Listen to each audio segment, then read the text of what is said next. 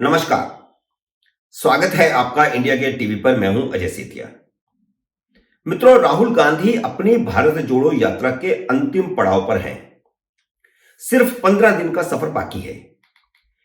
20 जनवरी को वह जम्मू पहुंचेंगे और 26 जनवरी को श्रीनगर में झंडा फहराकर दिल्ली लौट आएंगे। कांग्रेस अत्यधिक उत्साहित है कि जिस मकसद से यात्रा शुरू करवाई गई थी, कांग्रेस ने उसमें सफलता हासिल की है।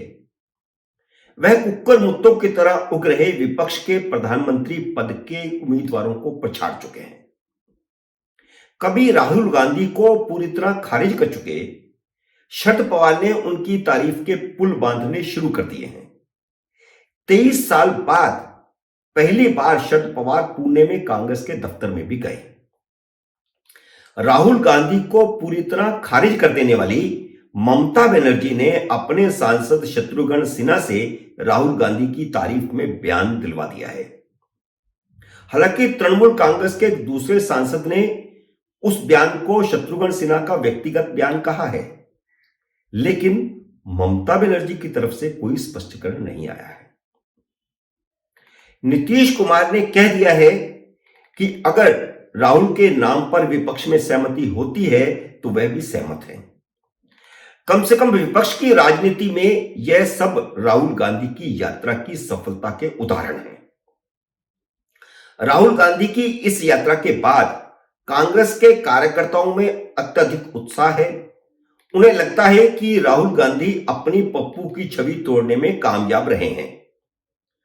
पप्पू की उनकी छवि कितनी टूटी या नहीं टूटी, इसका जिक्र मैं इस वीडियो के आखिर में कुछ उदाहरणों के साथ आपके सामने रखूंगा। यह सच है कि राहुल गांधी ने कांग्रेस को फिर से जिंदा करने की सफल कोशिश की है। कितना सफल हुए यह तो चुनावों में ही पता चलेगा। लेकिन राहुल गांधी की यात्रा में वे लोग भी शामिल हुए जिनका कांग्रेस से कभी कोई सीधा ताल्लुक नहीं था।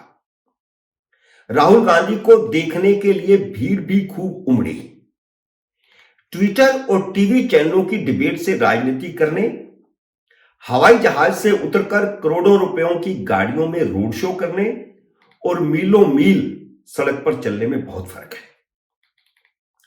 कांग्रेस इस हवा को बनाए रखना चाहती है, इसलिए अब 2 महीने का हाथ से हाथ जोड़ो प्रोग्राम शुरू करने का ऐलान किया गया है। इन 2 महीनों में कांग्रेस को ब्लॉक स्तर पर सक्रिय किया जाएगा। इसके बाद अप्रैल से नई रूपरेखा बनेगी, कोई नया कार्यक्रम आएगा, क्योंकि 2024 का रास्ता भी बहुत दूर है और कांग्रेस तब तक इस मोमेंटम को बनाए रखना चाहती है। राहुल गांधी क्योंकि अभी हरियाणा में थे, तो उन्होंने अपनी यात्रा के दौरान कई बार कौरवों और पांडवों का जिक्र किया। कांग्रेस को पांडव बताया जो न्याय और धर्म के प्रतीक हैं, और भाजपा को कौरव बताया जो अन्याय और अधर्म के प्रतीक हैं। कांग्रेस बार बार यही गलती करती है। वह समझ नहीं पा रही कि नरेंद्र मोदी हिंदू हृदय सम्राट बन चुके हैं। आप उन्हें कभी रावण कहते हैं, कभी मौत का सुदागर कहते हैं, कभी खून की दलाली करने वाला कहते हैं, और अब कौरव कह दिया। कुरुक्षेत्र में पूजा पाठ करके आपने हिंदुओं के मन में जो सॉफ्ट कॉर्नर बनाया था, उसे अपनी जुबान से फिर धो दिया। नरेंद्र मोदी ने ऐसा कोई काम नहीं किया है कि हिंदुओं का उनसे मोह भंग होता हुआ दिख रहा हो। इसलिए इन शब्दों का तब इस्तेमाल किया जा सकता है जब हिंदुओं का मोदी से मोह भंग हो रहा हो या हो गया हो। जहां तक विपक्ष का नेता बनने की बात है, तो राहुल गांधी विपक्ष का सबसे बड़ा चेहरा बनने के जरूर कामयाब हो गए हैं। कोई क्षेत्रीय नेता ऐसा नहीं है जिसकी विपक्ष में स्वीकार्यता हो जाए। राहुल गांधी ने अपनी पदयात्रा से यह तो साबित किया है कि वह नरेंद्र मोदी के खिलाफ संघर्ष में सबसे आगे हैं। लेकिन नरेंद्र मोदी का मुकाबला करने के लिए उन्हें अभी बहुत लंबा सफर तय करना है, वह भी कौरव जैसी गलती के बिना। क्योंकि पद यात्रा से लोकप्रियता हासिल करना अलग बात है और चुनाव अलग बात है। राहुल गांधी ने अपनी यात्रा में नोटबंदी और जीएसटी जैसे घिसे पिटे जो मुद्दे उठाए हैं या हिंदुत्व और वीर सावरकर के विरोध के जो मुद्दे उठाए हैं, वे कांग्रेस का वोट बैंक बढ़ाने में सहायक नहीं हो सकते। वह बेरोजगारी, नौजवान, किसान की बात कर रहे हैं। ये मुद्दे देश के हर नागरिक के लिए बहुत महत्वपूर्ण हैं। बेरोजगारों की संख्या 18 करोड़ से ज्यादा हो चुकी है। महंगाई से लोग त्रस्त हैं, लेकिन भारत में वोट अभी भी समीकरणों पर होता है।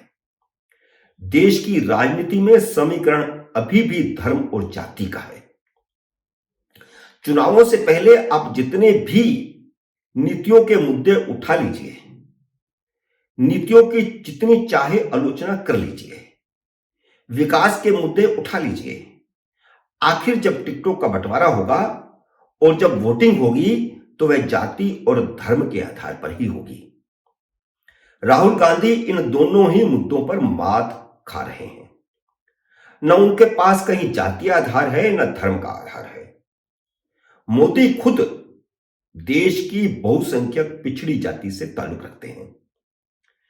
पिछड़ी जातियां दावा कर रही हैं कि ओबीसी की आबादी 52% से ज्यादा है, यानी आधे से ज्यादा।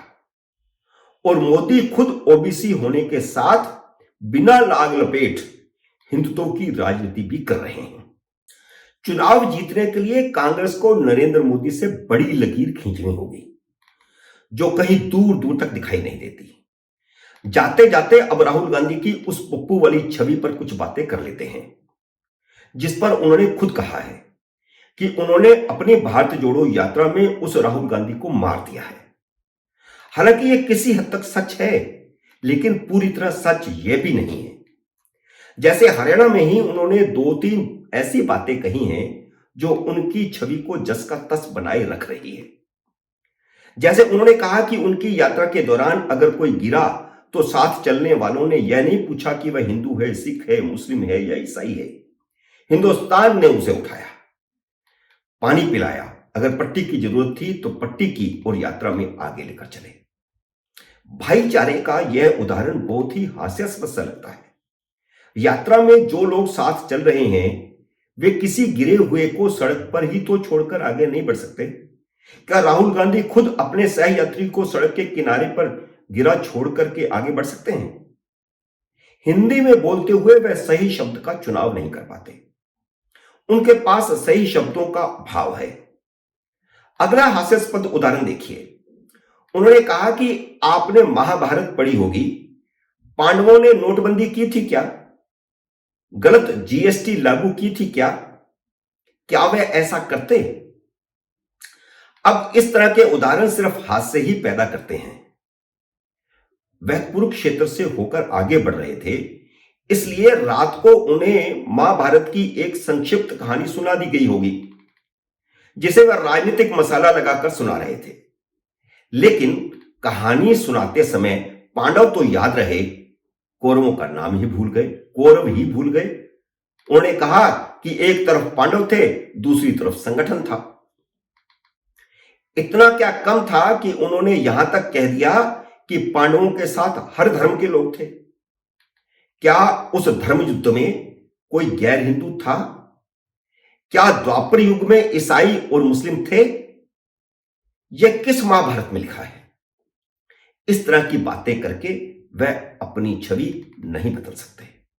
मित्रों, उम्मीद है मेरा ये वीडियो आपको पसंद आया होगा। इसे लाइक करिए, शेयर कीजिए, और अगर आपने मेरे YouTube चैनल को सब्सक्राइब नहीं किया तो कृपया सब्सक्राइब भी कीजिए और घंटी का बटन भी दबाइए, ताकि जैसे ही मेरा नया वीडियो आए आपको सूचना आए।